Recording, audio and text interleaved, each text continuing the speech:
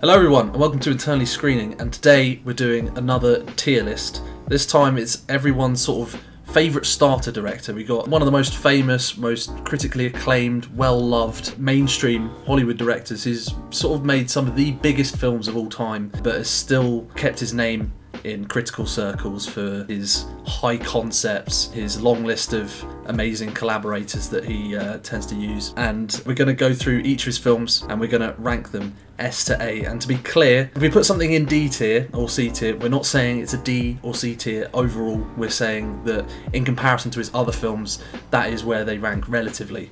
So, Christopher Nolan, he was one of my first directors I ever really knew by name. I imagine it was the same for you. Yeah, and I think it helps that, he has managed to bridge the gap between sort of high concept cinema and also very approachable blockbuster fodder. You know, things like Inception, obviously the Dark Knight trilogy, the lesser known things like The Prestige. I don't know, he just kind of has a knack for telling these sorts of big, somewhat complicated stories, but in a very accessible, approachable way. I think it's amazing because it's almost like a feat of amazing acrobatics, the way he manages to take these kind of, on paper, these almost like what could be, to less ambitious directors, almost impenetrable concepts with a whole myriad of influences of other filmmakers. He's such an anomaly in a way because he does these very original films, but he makes them almost unanimously appreciated. Obviously, not everyone is on board with him. There's always going to be naysayers, but I don't think there is another director who has hit the same box office numbers, who has the same cinephile cred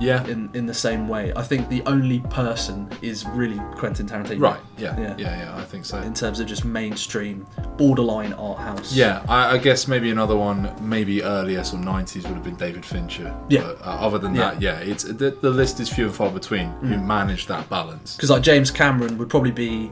I think there's a lot of similarities between James Cameron and Chris Nolan, but That's true, I don't think James Cameron, perhaps, I think maybe a bit undeservedly, I don't think he gets the same critical rep as Nolan does. maybe so. Yeah. So we'll kick on. We're not going to be covering the following because he made it for $3,000 and it feels a bit unfair to the following to compare it to these multi-million dollar budget films. We're going to kick it off with Memento. What do you think of Memento? I think Memento is one of my favourite films. It is absolutely mind-blowing. How can you possibly, as your first studio release, make something this potentially incomprehensible? You have two storylines moving in reverse to one another. One in black and white going forward, one in colour going backwards, and you're still telling it. It still has the classic act structure. It still is incredibly compelling. Still gets a twist in. Still gets the twist going. I mean, I love Guy Pearce's performance in it. Amnesia is a very easy cliche for a film to fuck up, and this twists the cliche in a really creative way, obviously. I think crucially it actually uses amnesia as the whole concept for the film. And uses amnesia as a way to go into depth of themes in terms of memory and reality and time. And it actually explore things with that, as opposed to amnesia being a lazy sort of shortcut to get to, to provide plot convenience. Exactly that. I mean, I just think that Christopher Nolan was incredibly ambitious out of the gate and completely nailed it. I can't say enough nice things about Memento. It's just perfectly made. Based on a short story from his brother called Memento Mori, and what is really interesting is that it didn't initially have the structure, and what Chris Nolan did is when he turned this short story into a screenplay is he put that structure in. And I think as we go through this list, I think one of the most underrated things about Christopher Nolan is actually his writing ability, because it's almost like he's not really adding a lot to the story in terms of content. I haven't read the original short story. I imagine it was probably most of the stuff that's in the film is in there, but something as ingenious as changing the structure in such a specific way adds so much, because it just makes our story. Because if you made this story completely linearly, it might still be a very good film, but it wouldn't be the same. The level of mystery that it adds to each scene, every single scene leaves you kind of on the edge of your seat, because you're like, well, how does this link into the last thing we've seen? What's all this Sammy Jenkins stuff or whatever? How is all of this tied together? The air of mystery is so much more palpable and intense than it otherwise would have been. I think a linear film would still have been quality, but that tension would be gone largely. You mentioned Guy Pearce, who is amazing in this, and it's kind of amazing he didn't become more of a star after this because he's so good in this. He's just like really funny and really charismatic and plays the role perfectly. But I also want to shout out to Joe Pantoliano, Teddy, Yes. who was just killing it back in the 90s. Yeah, with like Cypher in the Matrix and stuff like and that. Bad Boys. And Bad Boys. Yeah. He was just great back in the day. I don't know what happened to him, but I think he's kind of the unsung star in terms of performances. Carrie-Anne Moss is also Carrie-Anne Moss is great, yeah. A brilliant sort of skin-crawling twist from her. Something that gets lost is just how well Christopher Nolan works with actors, because there's so much spectacle, there's so much fireworks and crazy things happening and conceptual things going on that it really holds people's focus. But once we go through these films, I think there's going to be so much to talk about in terms of acting. Yeah. And for me, I think Memento is probably still my favourite of all of his films. I think that's actually fair. Yeah, I think I would also agree. So that's going bang into S tier. That's easy S tier. Off the bat. Yes. So cracking on, next we have probably the least seen of all these films, with Insomnia, a remake / readaptation of a Norwegian thriller based around a big city cop goes to a very small town in Alaska and gets himself caught up chasing a murderer who ends up having a pretty significant hold on him in terms of information, and as a result can't sleep. Starring Al Pacino, Hilary Swank as well. What did you think of that? Because you've watched this fairly recently. Yes, this was the last one I needed to watch in order for us to complete this list. Yeah, I was enthralled by it. I think it's a great thriller. It's very David Fincher-esque. Mm-hmm. It gave me a lot of vibes of Seven and things like that. It feels very Scandinavian. Before I knew it was an adaptation, it was giving me vibes of Scandi thrillers like The Killing and The Bridge, things like that. Well, it feels like The Girl with the Dragon Tattoo. The Girl with the Dragon Tattoo, of course. That film came after. Yes, it did come after. It captures that Scandi atmosphere, and I guess it feels like the least Nolan-ish of any of his films. A lot of his idiosyncrasies seem to be gone here. A lot of his, I guess, a common theme with his is time. Mm-hmm. It crops up in most of his films outside of the Dark Knight trilogy, and you get a little bit of that with the Insomnia angle of the script, which becomes much more palpable and much more quite visceral by the end. Looking at Al Pacino's face as he became more and more tired, more and more sleep deprived, it was genuinely triggering me and reminding me of giving me PTSD for like moments in my life where I've had similar things. It's just like, Jesus Christ, that must be agony to me. And Al Pacino's performance throughout is amazing, as you would expect, because I mean he is just absolutely class at what he does. Yeah, I think this film's underrated in a major way, because the reason it gets overlooked, I imagine, is probably because it didn't have, it wasn't a huge film at the time. It didn't get a huge budget behind it, a huge promotional budget, and it doesn't have one of those huge Christopher Nolan hooks in the way that even Memento does. It's not even as dramatic as Memento. I think in terms of quality, I actually think it's up there with some of his best stuff. It's just much more subtle. It still has those themes of like memory and time, but I think it takes what is a very generic story and adds a really, really interesting twist to it, and does a lot with the sort of dynamic it sets up with, like you said, a great performance from Al Pacino, but also an excellent villain turn from Robin Williams. Very good. Rest in peace. Who is like great in this film. He's like really, really fucking creepy. Yeah, he is. And sort of eerily sympathetic up to a point. I guess part of that could just be because Robin Williams himself is maybe a great pick casting wise, because in a kind of meta sense though, he kind of in the real world resembles a lot of what that character resembles. Like someone who has a following, has a certain image, and is quite personable, quite relatable, quite sort of seemingly earnest. But then the more you find out about him, the more ugly it is. So casting someone like Robin Williams is like, we know him to be this cuddly comedian, and then having him do the turn, we're almost automatically gonna find a bond with someone we know to be as like approachable and personable as him. It reminds me of, I think this is one of the biggest influences on Christopher Nolan, is Michael Mann. This film weirdly reminds me of Heat, not just because Al Pacino's in it, but because it has a similar mid-film confrontation between two characters. Right, in Heat, you obviously have Al Pacino and Robert De Niro meet in the cafe and have that great scene together. And in this film, you have Al Pacino and Robin Williams meet on the boat. Yes. And I think that's one of the best scenes in the film, of just those two talking. And what this film lacks, I think, for a lot of people, is probably spectacle, because there isn't really any standout action scene or standout sort of set piece. Because the final kind of shootout thing that happens. I mean, it's all very restrained, right? Yeah, Like, even that by shootout- Nolan's standards, Yeah. hugely. And I think in limiting himself perhaps a little bit in this film, he shows how great of a director he is. There are moments where he sort of has, not quite to the same level, but a sort of level of precision that reminded me a bit of David Fincher, where you're having these these conversations between three characters, and it's framed in such a specific way. And if you're looking at the details, like I think of the scene where Al Pacino is interrogating the boyfriend of the girl who's been murdered, and the way it's framed, if you watch that scene, is very, very specific, and all of the camera movements are incredibly deliberate. And it does have some decent sort of action / set piece moments. I like the bit with the logs. Yeah, and the bit in the fog is really tense, and it's got that's a great that sort of atmospheric inciting piece, incident. And it's just very well edited as well. Yeah. I would personally put this in A. I think it's a great film. Yeah, I mean, I guess maybe alongside the grandiosity of some of his other works, I could see a B tier maybe, but like I could happily argue an A. Yeah. Okay, well I'm going to put it in A, so you got to deal with it. Yeah, mate. Alright, that's all good, mate. So that goes there. So yeah, Batman comes next, which is kind of crazy to think about. That's mad that he got the Batman gig so quickly. Yeah, fucking hell. That's so, I mean, and what a job he did with it, right? Yeah. So Batman Begins was the first Christopher Nolan film I ever saw. I love this film. I have a real soft spot for this film. Looking back on it, it's not quite as good as I remember it being, but I have a real soft spot for it. Yeah, I think this film does a great job in bridging the gap between what people knew and expected from superhero films towards Christopher Nolan's vision, which was then later fully realised in The Dark Knight. This kind of gritty realism hadn't ever really been present. The closest you ever got, weirdly, were, the Spider-Man and X-Men Well, films. I was going to say, I think this is the final step in what the X-Men, Spider-Man, and I think this is the sort of final step in the superhero emergence that we're sort of currently still in the hold of. Yes, but I mean, obviously Christopher Nolan's take on it was so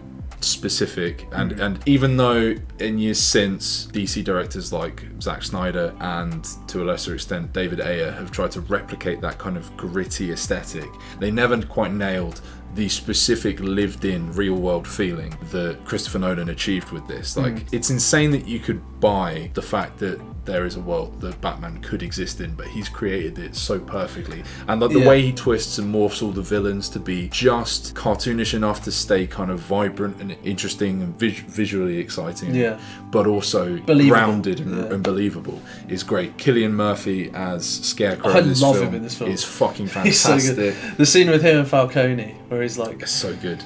The big mask. Scary guy like you probably wouldn't mind, but the crazies, they can't stand it. He's so good.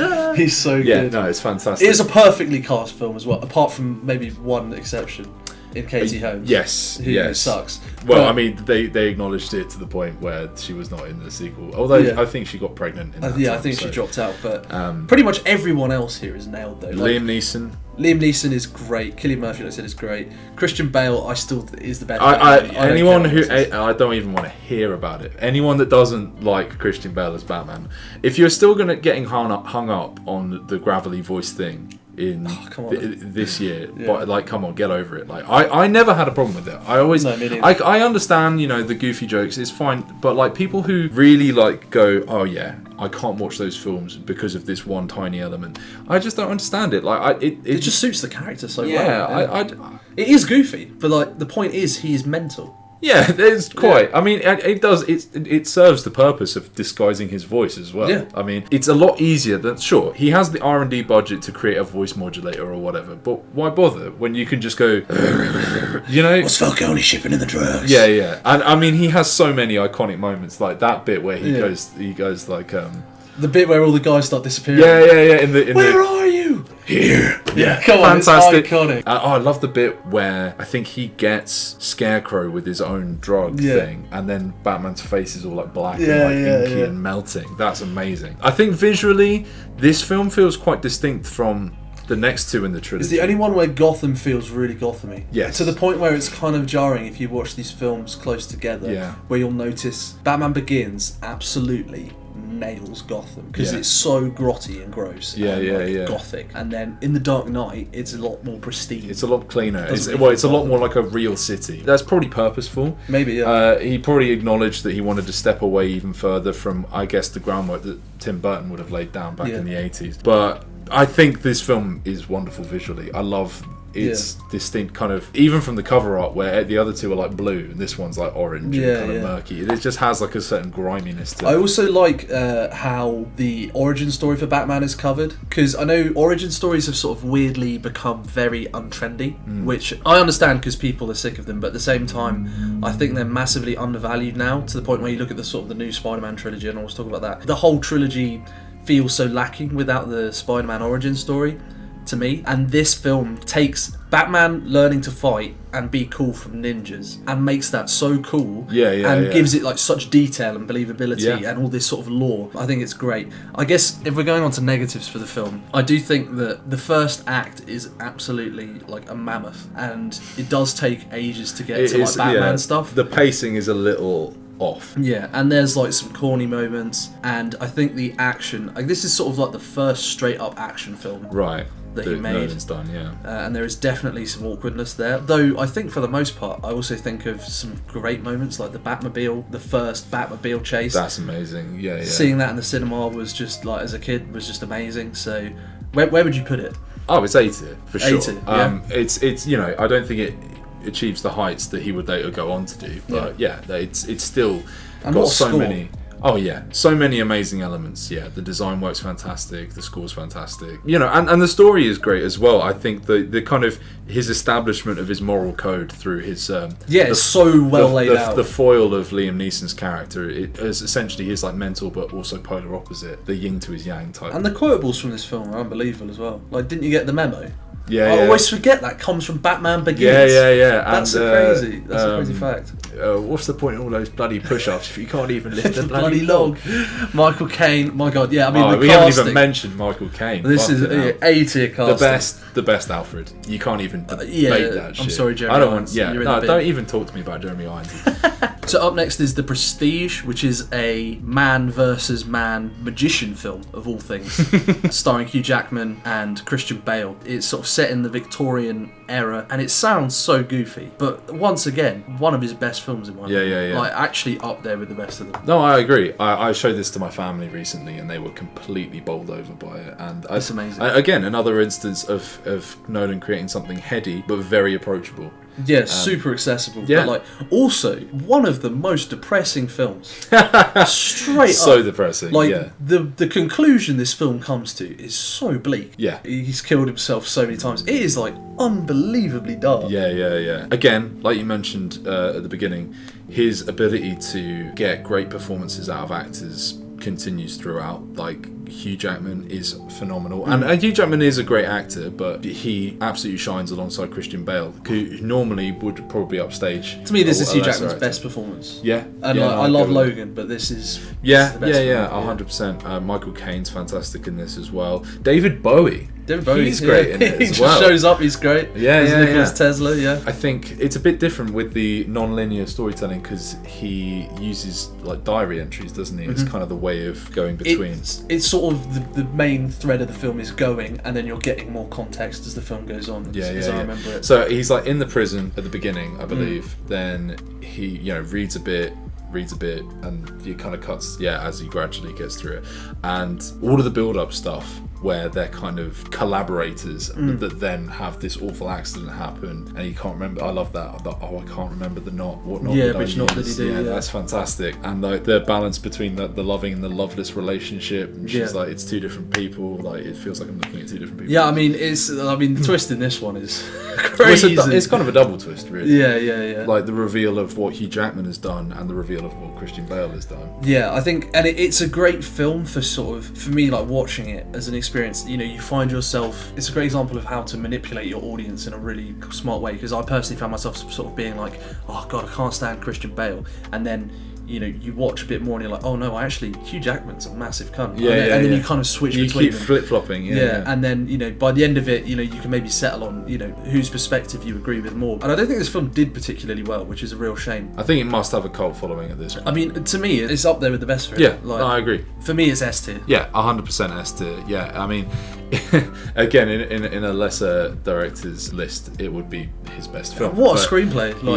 He's got so many great films. The screenplay's amazing. amazing. Like, I love the use of like bringing in like the elements of like technology to like such a goofy concept, like two magicians like fighting with each other. But I guess ultimately it's kind of like a film about filmmaking in a way, right? Yeah, kind of. Yeah. Because it's all about, you know, like you want to be tricked, and Well, the that's whole actually- film is a trick. Yeah, and it opens with the line like, "Are you paying attention?" Yeah, Like, exactly. They're like, are you seeing what you're seeing? And it opens on that shot of all the hats, and I remember like kind of watching it with my family, giggling to myself Yeah, like at that knowing first bit, and then going. If there's one thing better than watching The Prestige, it's watching The Prestige knowing what happens with someone who doesn't. Someone who's never seen it. Because it blew their minds. And Yeah. as soon as they were like, oh my fucking God. And I was like, hey, do you remember what they said at the beginning? And they were like, oh no! They told me right at the beginning. yeah, I mean, it is because it does the full. What is it like? You present the thing, you make it go away, but then you have to bring it back, and that's kind of the film does the Prestige. It literally does it. Yeah, It so literally it's very- shows you the trick, or like the end of the trick, and then it's like, then it gives you the context for the trick, and then at the end you're like, oh, now I understand what that first frame meant. It's genius. It's incredible. So yeah, that's the Prestige. Yeah. Right. So the big one, The Dark Knight. We'll just put it straight in S tier. I don't think there's really much to discuss other than, for me, this is one of the films that, you know, a lot of people my age, white guy, bit edgy. This was sort of like a holy shit moment. Yeah. You know, we're still sort of feeling the cultural shockwaves of this film. It's kind of like the ultimate cinema in the sort of post 9/11 gritty world film ever. Yeah. I don't think anything has ever touched it. It's easily the best superhero film, and arguably one of the best, if not the best, action film. That much is much more contentious, but it's certainly in the conversation. It's one of those rare films where everything aligns. You get, to me still, to this day, the best villain performance I think I will probably ever see in my life. Yeah. And it feels easy to say that because obviously he died straight afterwards, but straight up, as like a genuinely intimidating, terrifying villain, watching the Joker in the cinema when this film came out, it was like genuinely, it felt like people were like holding their breath. Yeah. Because he's so good, but he's so funny. I don't think you could ever, and it's almost ruined that character. Yeah, This because film- you can never best it. I mean, you can do good versions of it. Joaquin Phoenix has done a good But version it's of the it. reason the character Joker has such a sort of stranglehold on modern culture to this day is entirely down to that film. Yeah. Like, people liked the Joker before this, but it was not the same sort of ubiquitous. Cultural force. Yeah. Yeah. You just didn't have that. And Agreed. like Heath Ledger, like every scene with him in. I think my favourite is the one with Maggie Gyllenhaal where they're at the party. Yes, yeah, Like, he God. goes in, spills half the glass of wine, Yeah. drinks it, and throws it away. It's so good, and the way it's edited is so good as well, with the camera spinning around them and then cutting to change direction. It's so good. Maggie Gyllenhaal is amazing in this film. great, yeah. Aaron Eckhart What happened to him? doesn't get enough love for this film. No, he doesn't. It sucks because if he did that performance in any other film, he would be the star. But because Yeah, he gets upstaged, but I mean, everyone does. In this he's film. so good. Yeah, no, he's fantastic, and Two-Face is a great way of rounding the film off, like giving, I guess, purpose and trajectory. Because I guess the difficulty with the Joker is like, because he is like an agent of chaos, he's just going to keep doing sort of increasingly chaotic things. So for Batman as a character, all he really has to do is just try and stop him, which is great. It makes for really like visual and exciting. It's hard to give him moments. a coherent motivation though. Yeah. So having someone like Two-Face, who is like a fallen hero, and then Batman becomes, you know, the fall guy for him, gives him great trajectory for like Batman's overall arc throughout all three films. So I think it's his inclusion is great. He does both sides of the character perfectly as well. Because with that character, you're playing two parts. Yeah, you know, yeah, and yeah. you could easily fuck one of No, them he does up. both so well. That's Yeah. what makes him such a compelling character. Is like, you know, that first sort of half of the film where he is Harvey Dent. If you didn't know who Harvey Dent was, which I didn't, right. you know, I didn't know Harvey Dent was Two-Face or anything like that. You know, you get really sort of invested in his character, so the turn is sort of extra tragic. Yeah. And I mean, this film is basically just every scene is amazing. It Yeah. comes down to that, and it's not a perfect film. There are plenty of things I think you can criticise it for. We'll come on to The Dark Knight Rises. This film's got plenty of plot holes. Yeah. It's got plenty of sort of inconsistencies, and I think the film does actually struggle. There's so much sort of going on. I think that it becomes a little dense, and there are things that you can miss. The film is sort of very complex in terms of all the machinations going on. Yeah. You know, Christopher Nolan loves to do his sort of three things happening at one time. Right. Yeah. With music building. And That's too loud. things eventually just exploding. Yeah. And I think that this film does that, and it can I think it can become a bit much, and I think that maybe it's a pacing thing, maybe it's a writing thing. I think you can criticise it for that, but to me it's still basically a perfect film. Yeah. Like, as a form of acrobatics, to elevate Batman to this level and make it so interesting, but also just so, like, you can show this to anyone. It's just so it's also so involving and compelling, because it's not, there's no sense of separation that I felt between, like, kind of, you know, bridging the gap and having to suspend disbelief between the actions you're seeing and kind of, all right, well, I'm watching this in the superhero context. Like, it all feels very, very real, very grounded. And I guess the kind of terror of what the Joker is doing, because it is grounded, it's kind of, he's doing real things to real people, really elevates his sense of threat. I particularly love the hospital scene. You gotta love that. I don't know if this is just one of those, like, film legends that isn't real. I choose to believe it. I want it at to the be end true. where it's like, I choose to let people believe in Harvey Dent. I choose to believe that scene really happened. Because if that's true, if the whole pressing it was just him, like, trying to make it work, it's one of the most. When you watch it, it's fully believable that that was the 100%, case. So that's the amazing thing about it. And, like, my God, you can criticise Batman Begins for some action all you want. I will not hear a word against a single frame of action in this film. It is, like, amazing. The chase scene with the Batmobile, they, like, stepped it up to a different level. The whole van flipping front forward. Oh my God, like, unbelievable. The opening bit with all the Joker masks in the bank. What a way to open it. I mean, like, that is Michael Mann over and Oh, over. 100%. So well done. It's so heat, Yeah, like, it's just, I mean, we could probably go on forever. Yeah. So, one of the craziest things is that Chris Nolan made The Dark Knight, and at this point had enough clout to force Warner Brothers to let him make Inception, which is like a completely original screenplay with a very sort of unique concept behind it. Yeah. And he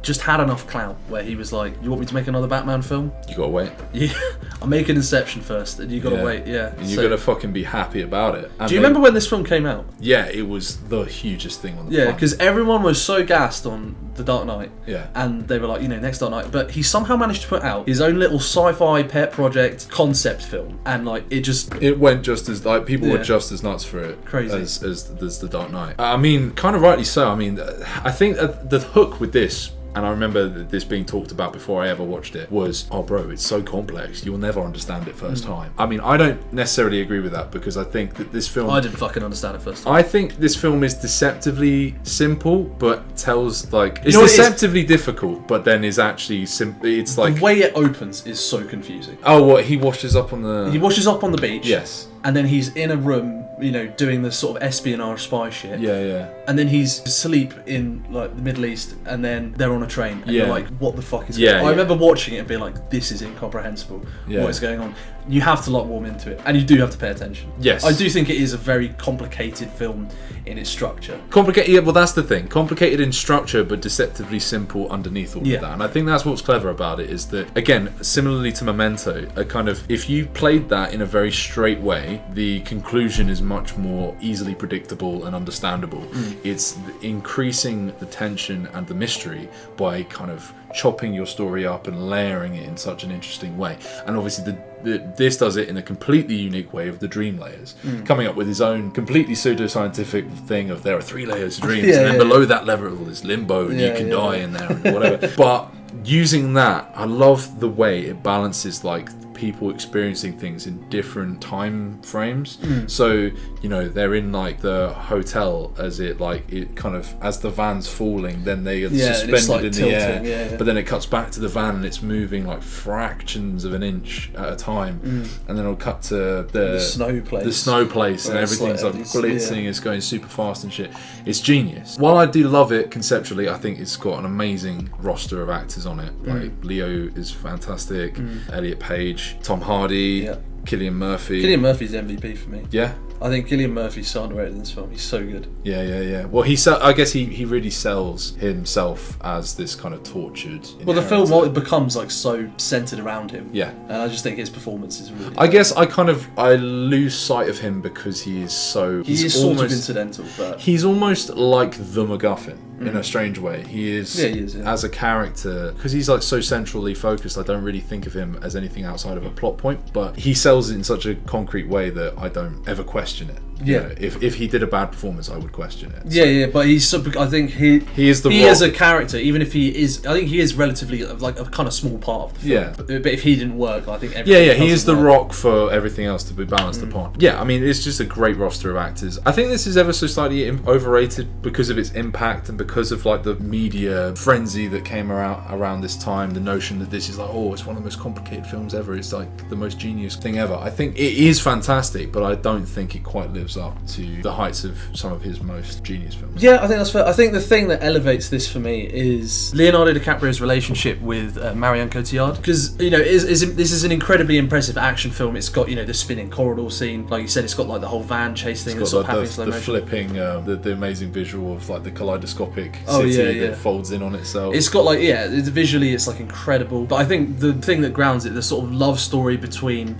Leonardo DiCaprio and Marion Cotillard, really grounds everything. And it is kind of like a really sort of heartbreaking sort of love story that makes everything, it actually gives you sort of some investment, because I could see this film being like a really enjoyable action film with not much characters. I think the biggest flaw in this is that Christopher Nolan sort of has this capacity to treat characters at certain points in his career, and I think he actually gets accused of this more than he's actually guilty of it in most instances. But in this film, I think there is an element of truth to it with, for example, like Elliot Page's character just gets nothing. They just get explained to the whole film. Right. Yeah, they don't really have much Pretty development. boring as a character. I guess so. And Tom Hardy is there to be cool. Right. And Joseph Gordon-Levitt is just boring in this film. Yeah, you know what? That's a good shout. Yeah, the character, even though it's got an impressive and it gets quality, away with it because it's well written as well. and all the actors do good jobs, but it's, yeah, you're right. The characterization is minimal outside of like the most instrumental. Leonardo DiCaprio, Marion Cotillard, and their backstory, I think, manages to stop this film from having like a major flaw.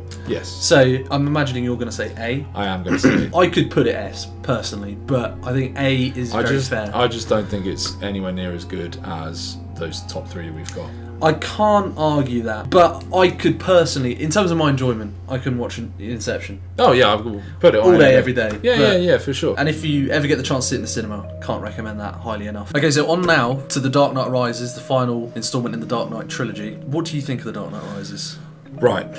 So I guess the big thing that everyone has against this film is there are a lot of plot conveniences, plot holes, and just kind of flaws present here that aren't present in the previous two. It doesn't have the sort of lovable charm and the grim aesthetic of the opener, and it doesn't have the just pure intensity and class and precision of The Dark Knight. This is a lot sloppier. It's a lot worse paced. I think its length is perhaps overly long. Yes. And I think aspects such as Batman's recovery, like Bruce Wayne, his leg is fixed and he's fine, and then his back fixes in a remarkably short amount of time, and he's able to do all sorts of acrobatics, beat Bane.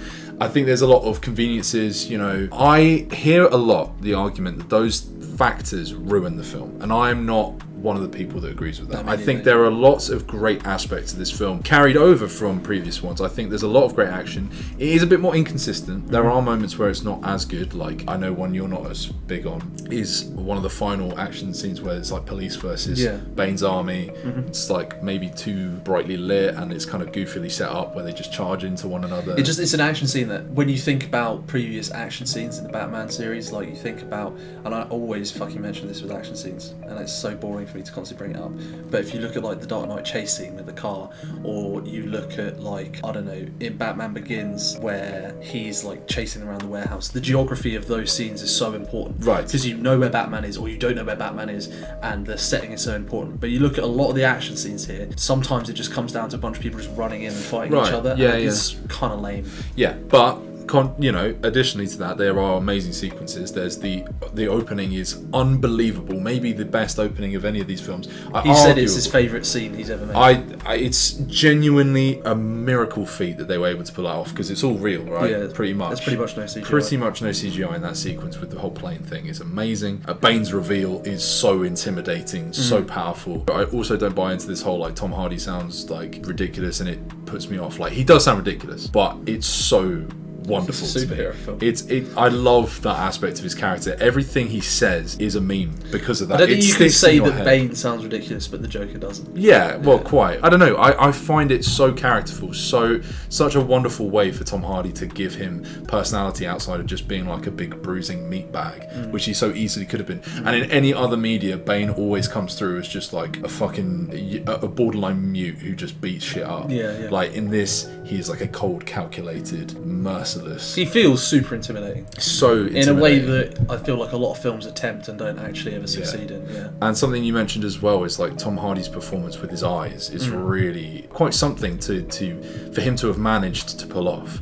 Yeah. Because he has nothing else of his face to convey emotion, Yeah. and yet you still get that like fiery intensity. Oh yeah. In every scene. There's some great stuff with like the Batmobile, and like at the end when they're chasing the van with the bomb on it, there's loads of cool stuff with like the bat flying and evading missiles and stuff like that. There's some really awesome stuff here, but it is a bit bogged down in like maybe overly long periods. I think a lot of its quality unfortunately kind of comes from the previous films. Pretty much like all of the returning cast are amazing. Like Morgan Freeman, Michael Caine, Gary Oldman never gets enough love for what he did in these films. No. He's incredible. Joseph Gordon-Levitt is kind of boring here again, but like he does a good job with what he has. I mean, I guess he is plot man, where he goes forward and advances the plot for everyone. Yeah. But he is also quite satisfying in that way, because he's like the one fucking dude that knows what's going on. Yeah. He's like the one guy that's wise to everything. He kind of reminds me in more recent years of Hopper, David Harbour's character from Stranger Things, where when I first watched that series, I was like, oh god, here we go. Here's the cop character that's completely clueless and doesn't know what's going on.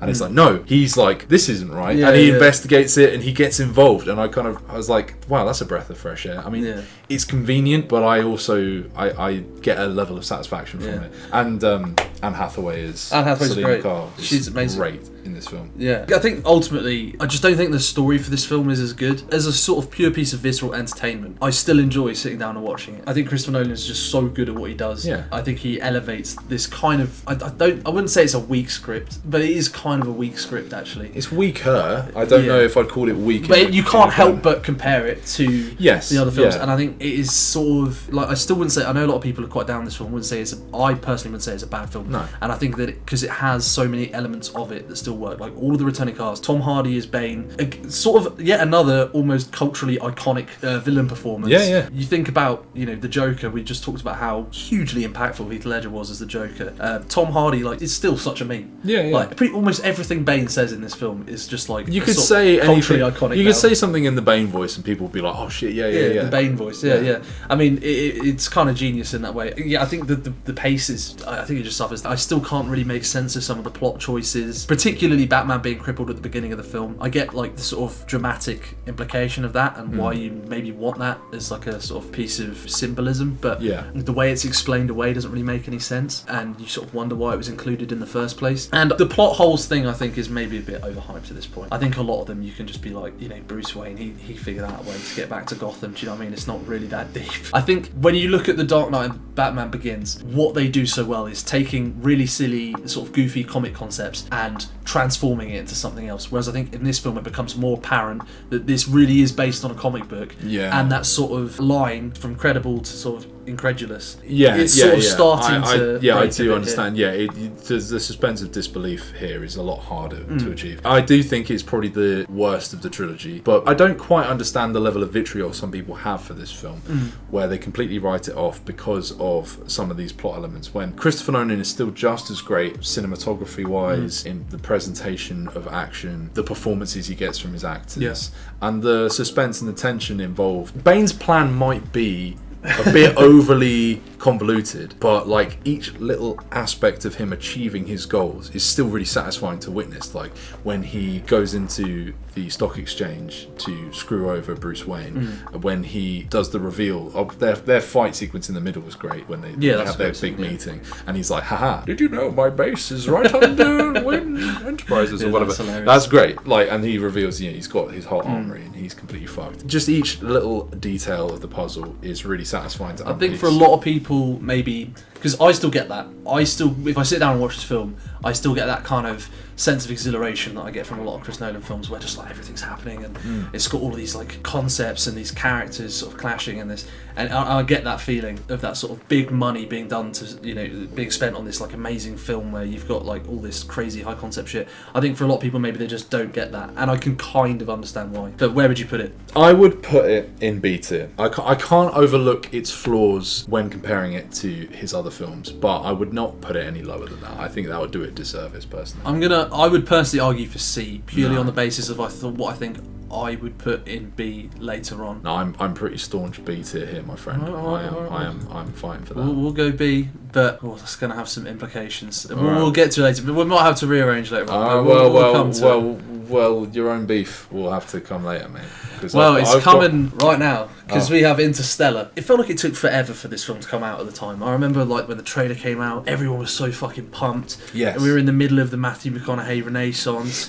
A big feeling about it was people obviously weren't really thinking about this, but I think it sort of felt like another proper Chris Nolan film, because it's written by his brother, much like sort of Memento was sort of based on and I think his brother also had a big hand in the Prestige as well. So it's sort of big original sci-fi film. What's it all about? And it came out and it kind of split opinion, because there are people who absolutely hate this film, and there are a lot of people I've seen who have reevaluated it a little bit, but I've also seen a lot of people who say this is straight up just his best film, and I'm sort of stuck in the middle personally. But really? Yeah. Okay, my take on it is that when I watched it, I absolutely adored it. Yeah. The thing I think you're talking about that has split opinion is this kind of harsh kind of pivot from hard science, or, you know, its allusions to hard science. I'm sure lots of scientists who have seen it will go, oh, actually, this isn't possible. But, you know, it tries there's more to it than that, because I think a lot of people have a sort of general sort of unhappiness with the third act, not necessarily just from the scientific perspective, just that what happens at the end feels a bit sort of like, just even, but sort of as a lay person to watch that, I can understand someone sort of being like, what? Beyond if you're a scientist or not, the fact that it does this pivot from hard science approach to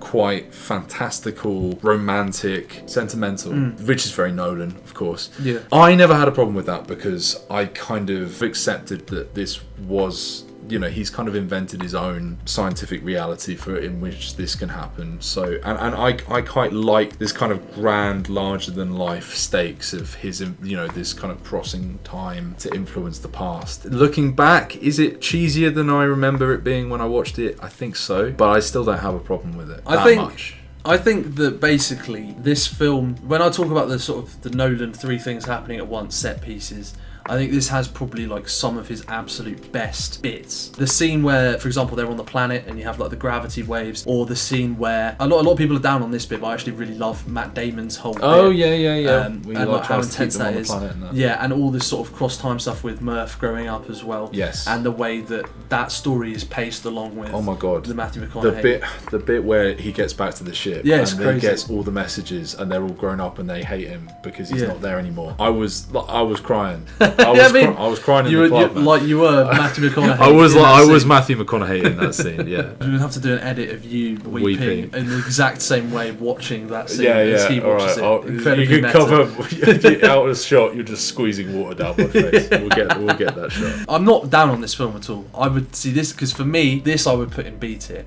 Because even though there are elements of this film that I think are among Nolan's best, like some of the set pieces, I love Matthew McConaughey's character. Yeah.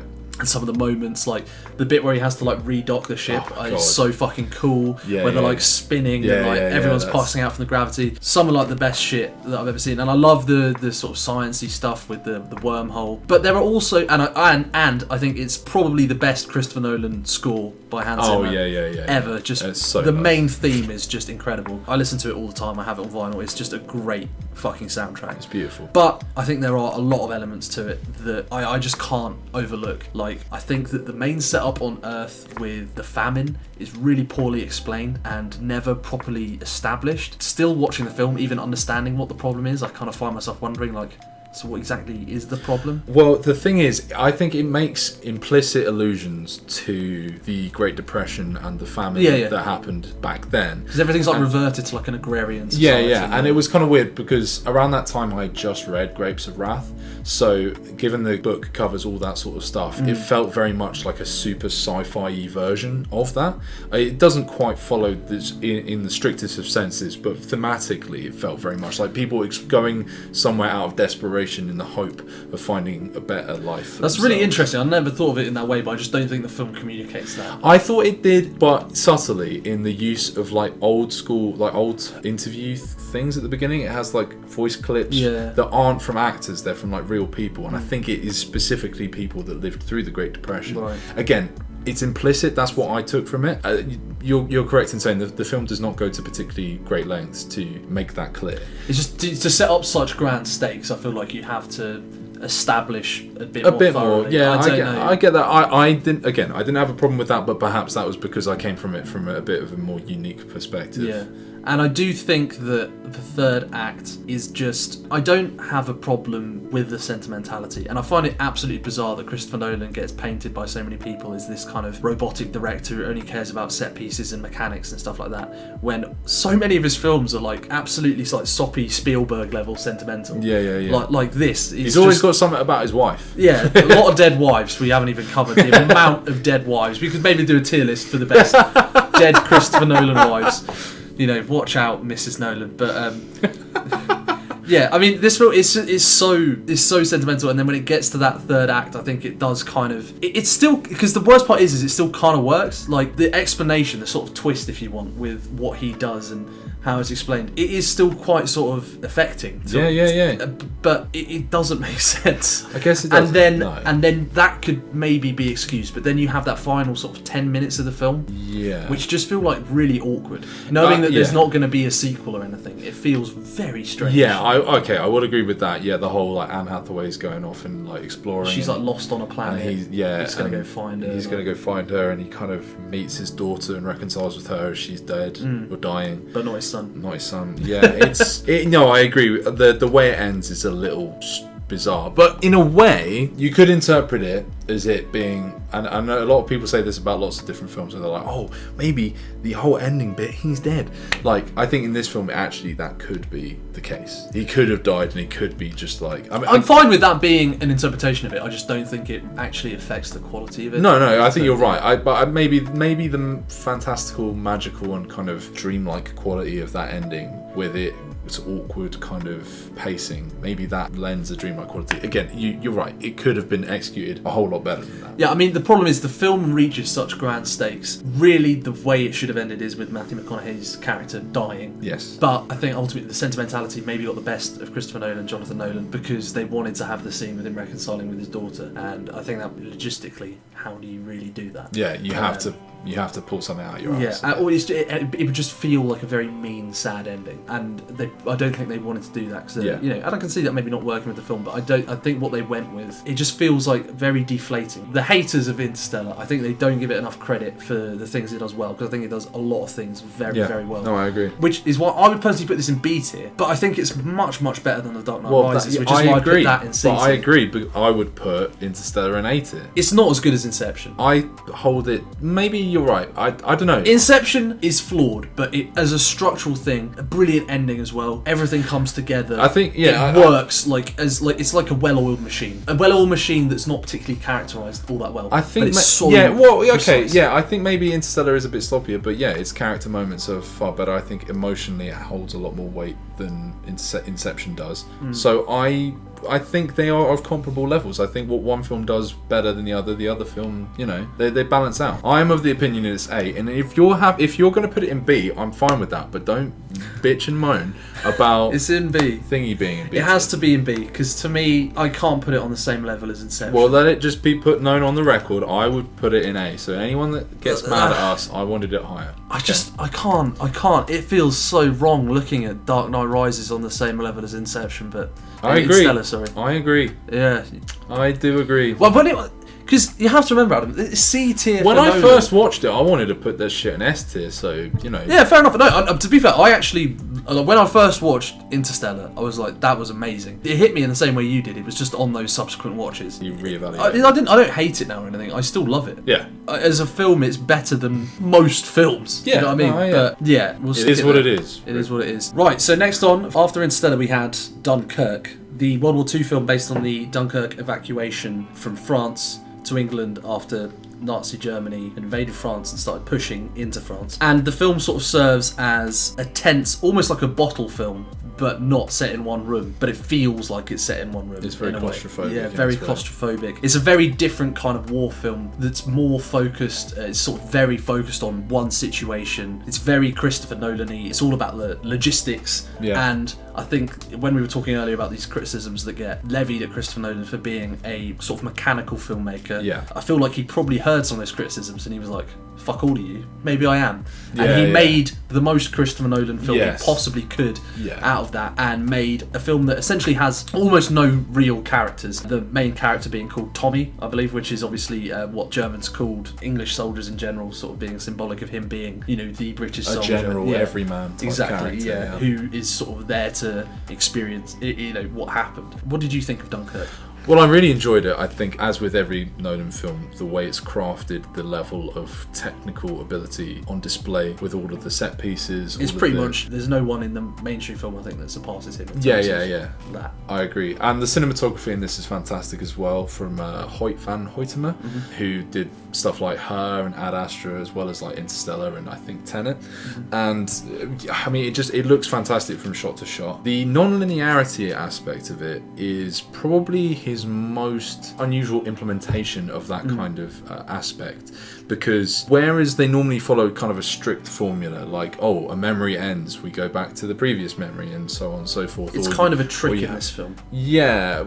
Because you're not aware it is the case. Yes, it becomes more apparent later as the film draws on, like the different characters are experiencing things at different moments. And you kind of have three different perspectives, really. You have the beaches, the planes, and the boats, right? So the boats has Cillian Murphy gets taken in by one of them, and then it's kind of their dynamic. So you got the fighters with Tom Hardy leading his squadron, and then you've got Kenneth Branagh, Fionn Whitehead, and Harry Styles on the beaches. Harry Styles does a pretty good job. A lot of people will make kicking up a fuss about him being in this It film. was just because it was Harry Styles. Yeah, but he proved himself. I think he did a really good He job. didn't have 'Cause- much to do, but he did what he needed yeah, to do because very well. I think what he represented was a slightly more cynical version of Tommy's character, where Tommy's kind of sort of staggering into these situations, much like the audience would be, just completely bewildered and blown away by the circumstances he finds himself in. Harry Styles' character is far more like, seemingly more experienced in these situations, is more untrusting of other people. Like there's the bit where they're hidden on the beached boat, and he's like, "Oh, you're fucking French," you know, like he susses things out because he's had to survive in this way to get through. Whereas it seems that Fionn Whitehead's character has kind of survived just out of sheer luck. Yeah, yeah. I would say maybe my least favourite character of all of them is probably Kenneth Branagh's. I think Kenneth Branagh is very good in this film, but I think that he is the conduit for the sentimentality of the film. Yes. And I think that the film is functionally almost is so horrific, but the story itself is kind of, you know, heartwarming in that this thing happened and then regular people did come to help. Yes. And I totally get why that is a very crucial element of the story that you can't really sacrifice, because that was kind of a beautiful thing that happened. Yeah. But at the same time, the film is so tense and just teeth-grindingly like horrific and just claustrophobic. Yeah. That there's that one really, really cheesy moment Wait. where he turns to the sea and he goes, "What do you see, sir?" And he goes, "Home." And then like all the ships are coming in. And I get you have to have that uplifting moment in the film somewhere, but I think the way it was done was It's jarring in comparison to what you've been seeing and Yes. the tone of the film outside of that. I think it does a lot better job with the boat stuff. I think is a better representation. the fact of they had kind that of- boat like sinking and shit in real life. Oh is God, crazy. yes. Yeah. Well, that's amazing. But I'm talking about the boat with Cillian Murphy on it. I think that is like a really interesting representation of kind of the conflict between two worlds, right? Posing two people sort of face to face, the warrior and the shell-shocked warrior, and then the civilians. and the sort of dire consequences that has. That is like a really harrowing part of the film as well, like that kid just getting killed. Yeah, just in a completely random accident. Yeah, it does a really good job in terms of the way that the set pieces are structured, and the way the film like escalates is really, really clever. Tom Hardy does a really good job with like the small amount of time that he has. He's like a really fun character in a way. It's a very satisfying character because he's like, he feels like he's way more in control. He has more agency than any of the other characters. So. I think the sound design in this film is amazing. Oh my god, so good. And again, just like the set pieces, I think this has some of the best. So, I'm gonna keep going on about set pieces, but like the set pieces, like the bit where like there's the oil and that shit's like about to catch fire is like so intense. And like even just the opening bit where all the British soldiers are running away and like they're all just slowly like you just see them getting capped like one by one is so brutal. That's brutal. Basically, this film it's a really interesting experiment for Nolan, because I honestly think he might have genuinely taken that criticism and tried to make a film out of it, and I think at points it works. But I do think there are other things where it seems like he's so set in his ways that he hasn't fully committed. So like, for example, like with that home thing, I think that does kind of take away from it, even though I get that it has to be there somewhere. It maybe should have been a little bit more bittersweet, I don't know. Yeah. And I think, like, for example, one major thing that people have pointed out is that the film feels weirdly empty. So like on the beach, there's like maybe a few thousand people, whereas there would have been, the beach was literally crowded in real life. And if you watch the film Atonement, there's a really great single take scene in Atonement that shows the evacuation of Dunkirk, and it's amazing. And like, it uses CGI to, make the crowd bigger, whereas it feels like Christopher Nolan was like, I hate CGI, I'm not going to use it, and just the film could have been improved with it here. Yeah, because you can't ask 15,000 extras to turn up. You just can't. Yeah. So I do think it's maybe flawed in that regard, but I think it is, as far as just like a filmmaker doing a fun experiment, I think it's great. And as a sort of war films, like especially World War II films, can be so generic, and I think that Dunkirk is a really great example of how to take a period of history that's been so excessively covered and taking a story that is not particularly necessarily that easy to communicate cinematically, a story where they just about managed to get out alive, and that's all that really happened. Not really much in the way of fighting, not really much in the way of like singular heroic moments, right? It's just about a bunch of people, how the fuck do we get out of here? Yeah. Everything's going wrong. And I think that for that, it communicates a really important and different element that's not just, Saving Private Ryan, heroic, we go in and we save the day type stuff. I like Saving Private Ryan, but this is something that real sense of fear you don't often get in war films. Yeah. So I'd probably put this B as well. Yeah, I was going to say B. Yeah, I do think it is somewhat let down by its emotionlessness. I actually like that element, I just wish it was committed too hard. Maybe. When you say it's empty, I would almost say like the way it kind of dwells on certain moments in eking out the tension of it, there isn't a huge amount really happening from point to point. Yeah. So, I mean, maybe on that level, it's like it has less of interest than his others. But like you say, it does an old story in a very new way, in a almost unique way, really. And his technical prowess is unparalleled. I think this is probably peak powers in terms of technical prowess. Right. I don't think I've ever seen like a practical effects sort of slideshow as impressive as this. Well, we say that, but we are about to get onto his final film. I don't think this is as think impressive. There are some moments in that are. So we're probably going to clash a bit here. So the next film is Tenet, which we actually discussed on a podcast a while back, and I've seen more times since, and I have a better grip on it now. So just open up. Where would you put it? It's difficult because I would probably give this about an 8 out of 10, and as such, in the grand scheme of things, I would probably put this in, your overall film rankings is an A tier. In this list, I think it probably is more of a B tier, but I think you think it's a C tier. I think it is a C tier. I think it's easily a C tier. No. I don't think it's on the same level. Let me talk about why this is a C tier. So we talked about Dunkirk and Interstellar and The Dark Knight Rises. So The Dark Knight Rises is fundamentally a very well-made film, lacking a proper, compelling connective tissue to its storyline and sort of forward propulsion that makes the film flow, and it's 3 hours and it kind of drags down, but it has like these amazing elements with like Bane, this like incredible character. It has like this incredible returning cast from like Gary Oldman, Christian Bale, Anne Hathaway comes in, Joseph Gordon-Levitt comes in, Morgan Freeman, Michael Caine. Has all these people come in, and it carries the film. It is still a great film because of that. And you've got Interstellar, which is a really heartfelt and really touching film that has some of the most amazing practical effects. It's got like all these like nods to like sci-fi classics like 2001, and one of the best musical scores of the century, to be honest. And you've got Dunkirk, which takes the World War II film and does something really interesting with it and gives you a new feeling, even if there's not as much meat on the bone compared to those other films. Tenet is a really interesting film that has a lot of ideas,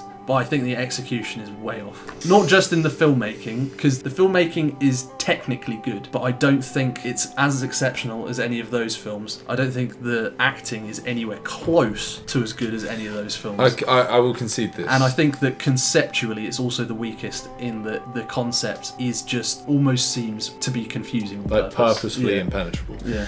Right, well, okay, the purposefully impenetrable thing, I have decided I do not have a problem with. I love how bonkers its approach to time travel is, how needlessly specific and convoluted its aspects are, because what it does is it acts as a conduit for some of the most insane action set pieces I've ever seen. And you will completely disagree with me on this probably, but I think they're up there with his absolute best. I think the final set piece where they're having like two armies, one going forwards, one going backwards, buildings ripping apart inversely and like kind of assembling and disassembling. There's that one shot where like it's like one floor of something reseals itself for the floor above to immediately explode. That's insane. I like, how the fuck do you shoot that without CGI? I do not understand. Just rewind. Yeah, I know, but like, I don't know, they've choreographed it in such like a spectacular way, like people getting caught in a reverse grenade blast that like sucks them backwards into a wall, shit like that. And then you have, of course, the car chase, the reverse car chase, where they actually had to rewire cars so that the engine was actually, so like all the stuff in reverse was actually the forward gears and stuff, so they had to like rewire that, and like the mad choreography required to get any of that shit to work. And then immediately afterwards he has to do the car chase backwards, like where he's like in the inverted state with the mask on and stuff. Unfucking believable. The crash of the plane into the hangar is amazing. The fight sequence that happens in and around that, where he's fighting himself backwards. It's so goofy. It's so good. It's so sick. It looks amazing, I think. And I just think this is some of the most creative, and the opera scene at the beginning as well. The opera scene's great. Awesome. Yeah. I love all the details that it kind of leaves for you to kind of lead you to the point where it's like, oh, Robert Pattinson has had like an instrumental role throughout the entire film, which is only revealed in the finale. But where I will concede to you is the characterization, much like Dunkirk, but with less of an excuse than Dunkirk, is basically not there. The difference is Dunkirk is a film that doesn't actually need characterization. No, and it's purposeful. This film completely needs 100%. The only character that really feels real is Elizabeth Debicki. Yeah. Because she has like a real drive. She's like, I need to do this. I am a mother and I want to care for my child. Kenneth Branagh maybe very delivers original for writing women. Yes, I know. But it's still compelling. It may be, you can definitely make the argument it's not particularly feminist or particularly modern, but it is at least gripping in and around the sort of dearth of characterization you get from everyone else. I like John David Washington, but he is pretty nondescript. He's just doing a kind of James Bond impression, really. He's so boring as a character. And you've also got one thing, not like you talk about Katie Holmes in Batman Begins, probably the worst. I was coming on. Is the worst performance we've had in all of these films. Yes. And to be honest, she's not that bad. She's just a bit, do you know what I mean? Like a bit, like you watch her and you're like, I don't believe you. Do you know what I mean? Kenneth Branagh in this is shocking. He's so bad. It's like actually kind of embarrassing to watch him do this. Yeah. And like Christopher Nolan like said cut and then move to the next scene. Like how? Well, it kind of makes sense if you do take this as his purposefully convoluted and complex James Bond type film, because you have John David Washington being James Bond-esque, and then you have Kenneth Branagh being this super evil Russian stereotype where he does like the worst cod Russian accent ever. I can't really ignore it. It's not something I would argue in favour of. I find levels of enjoyment to it, but it is definitely, even for me who does really enjoy this film, it is definitely something that I find difficult. Right, so here's the thing, right? We have to remember, I can see the argument in favour of Tenet, because like there are a lot of things where I'm watching, I'm like, I can totally see why some people like this is probably like one of their favourite films. Like it has a lot going for it, and I would never ever fault it for ambition. But I just think that ambition can only take you so far, and I think at the end of the day, crucially, every film has to be a compelling story, and you don't actually have to be able to understand that story for it to be a compelling story. The number one comparison everyone always makes is Primer, because for me, Primer is a really interesting story, and even though if you ask me what happened in Primer, Yeah. I've got no fucking clue. I don't know what happens in Primer, but I feel like I actually like know the characters in that film, and I get this actual sort of dramatic weight from it, where I'm feeling like, oh fuck, even though I'm like, what's going on? I don't know, but it's fucking crazy. Yeah. Whereas in this film, I just kind of like, I mentally log out after the car chase, because I don't know what's going on anymore. The main threat is like nukes or something, but like entropy nukes. I don't know, like Kenneth Branagh found them when he was It's a something along the lines of a machine that will make the entire world run forwards and backwards at the same time and just like break the universe. Yeah, and it just doesn't. I just fundamentally think that it's an incredibly technically well-made bad film. No. I think it has to go in C tier because it's not as good as Dunkirk. No, I prefer it to Dunkirk. I would watch this over Dunkirk any day. I think that. I already said I think Interstellar is better than both of those films. But I already said that Dark Knight was allowed to go in B tier. Dark Knight Rises. Were you going to put that in C tier? Yeah. I was going to put that in C tier. Yeah, but I conceded that. And I conceded that Interstellar go down. I to actually B tier. think, in the grand scheme of Christopher Nolan's filmography, I actually think Tenet should go D. What the I'm fuck? willing to move it to C. What the fuck are you That doesn't talking mean it's a about? D tier film. I think it's like a 6 out of 10 film. I think it's a good film, but I don't think it's like when you're looking we're looking at Christopher Nolan's filmography here, right? Yeah. So the way I would order this, let me just quickly do this. Alright. The way I would order this, I'm just going to move that up there. This stays here. That goes there, and that goes there. That's how I would order it. All right. I would order. And that it is the correct order. like bang and then bang. Haha, suck a dick. Tenet is not A tier. It's not better than Insomnia. Insomnia is a film that like works on every level. Alright, fine. There you go. And you know what? Dunkirk is a flawed film, but it actually like works. I can like sit down and I'm like, I feel like I'm getting the intended effect from the filmmaker here. Like, even though I'm like, okay, non-linear stuff feels a bit sort of chucked in there. I think that there's this problem, this problem, this problem. I sit down, I watch Dunkirk, and I'm like, wow, I completely get what it's going for. It's actually really effective in that way. I sit down and watch Tenet, and I'm like, is it supposed to be a fun, goofy action film? Clearly not. It's clearly not supposed to be that, right? It's not supposed to be a fun, goofy spy espionage thriller because there's so much confusing bullshit and like all this kind of weird. I feel like it's kind of a deconstruction of that, but then like reconstructing it into something way more convoluted. Yeah. But like it's like the most complicated Austin Powers film ever. It just doesn't. Austin Powers is doing it a disservice. Come on. Austin Powers is better than this. I like Austin Powers. I'm just saying, like, making it out to be as goofy as that is not. No. Is in Austin Powers is a deconstruction of spy thrillers. Yeah. If this is supposed to be a deconstruction of spy thrillers, it's less effective than Austin Powers. Perhaps. But I don't know. Look, I guess what I'm saying is I think its technical showcase, for me, makes up for a lot of its shortcomings when it comes to its emotional weight and its through line. And I do think its overall plot is very interesting to me. I just don't think that the characters are necessarily fleshed out enough to make it have like the impact that it's supposed to. But I don't dislike the story overall at all. I think it's actually a really interesting story. I think Kenneth Branagh being it's an interesting cheesy, mechanic with a bad story. I think Kenneth Branagh being as cheesy as he is lets that down because his motivations seem so cartoonishly evil and they are, but like maybe someone that wasn't doing as cartoonish of a performance would make it like more sellable. In his filmography, the film it's most similar to is obviously Inception. The difference is, and this is why I will not allow you to put it on the same level as Inception. I'm not arguing that we put it in A tier, but you I'm saying that I would put it. I'm not arguing that. No, but let me explain. Because I'm trying to why your concede subjective to you. opinion is objectively wrong. Okay, go on then. So, Interstellar is the same film in that it's a massively complicated, less complicated than Tenet, but a very complicated film to show cinematically, with a lot of characters that aren't very well characterized for the sake of the film, because you have to explain a lot to the audience, and the film has to kind of like work around that. But the difference is Inception actually works around that very effectively. Mostly, almost, and it's carried almost entirely because I mentioned when we were talking about Inception, Leo and Marion Cotillard gives like a real emotional through line for the film, where even if you're kind of confused for watching Inception, you can pretty much still be really invested in the film, because I didn't fully understand what was going on the first time I watched Inception, but I still thought it was amazing. And I think a large part of that is because I sat down, and no matter what, you can show it to your mum who's like really dumb or something, or anyone who's really dumb, like, and they can still sit down and be like, oh wow, that film was amazing, and they can probably get just most of it, because the love story and the sort of tragic history of Leonardo DiCaprio and Marion Cotillard, it just works so well on that emotional level, and Tenet just doesn't have that. I don't think a film has to be accessible to be good. I don't think it's inaccessible, I just think it's bad. I actually agree with you. I think a lot of the technical qualities do carry it. I actually agree with you there. Okay. But I think when we're talking about the canon of Christopher Nolan, we're not talking about its overall quality as a film. I think it is his worst film. This is just a case of us who breaks first. I can't. Alright, put in C tier. Right. Shut the fuck up. I feel like, okay, I would concede if I felt like I made a worse argument than you. I feel like I didn't. So is this our final alignment? Yeah.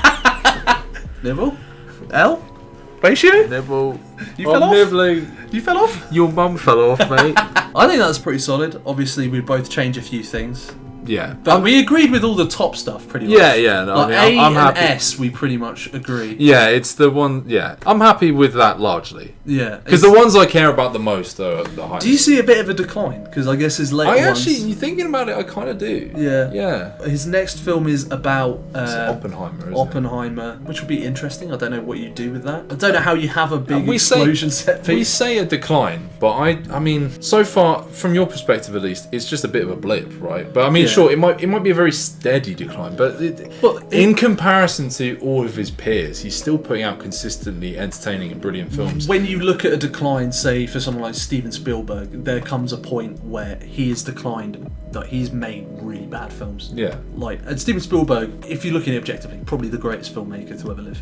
Straight Probably. up. And like, or like, maybe like Martin Scorsese. Right. Like, they have declined. Martin Scorsese's made much worse films than Tenet, and so has Spielberg. Right. And even though I'm not a big fan of Tenet, there's still a lot to admire about it, which is why I couldn't really call it a bad film. He's 10 films deep, and he's not made a bad film. Yeah. We reviewed Tarantino not too long ago, and he has 10 films, and one of them was worse than this. I'd say Tarantino actually has a little bit of a decline, sort of later on, slightly. Yeah, I guess we also don't see eye to eye on his most recent film either. But Oh, what? Once Upon a Time in Hollywood. Yeah. To me, that's like, it's a good film, but it's not as it's not up there with the best. So to me, yeah, a bit of a decline with him as well. So and still two of the best filmmakers of our lifetime and of all time, probably. Yeah, easily. So yeah, I mean, I'm still happy with that list. We both agree on the important shit, and that's what matters. We can still be friends. Just about. And isn't that really what Christopher Nolan films are all about? Friendship. Are they? And how they degrade over time. After my memory of this poor defense of Tenet. I wish I had Memento right now, so I could forget this conversation ever happened. Anyways, if you made it this far, thank you very much for watching. We've been Eternally Screening. If you liked this video, press like. If you disliked the video, press dislike. Subscribe to the fucking channel. We will see you for the next tier list. Don't know who we're going to do. M. Night, Fincher. Kubrick, Fincher. We've got them all coming. If you have a particular preference for any of those, leave a comment. Let us know. Yeah. We'll probably just do that one. Give us a Provided shout. we've seen a bunch of them. Don't ask us to do Spielberg because he has 40 films. Or some we're shit. not going to do Takashi Miike, so you can leave that one at the door. So Give us 5 years, and then maybe we will do those. even then, fucking hell. Yeah. But anyways, thank you very much for watching, and we'll catch you next time. Peace. Peace.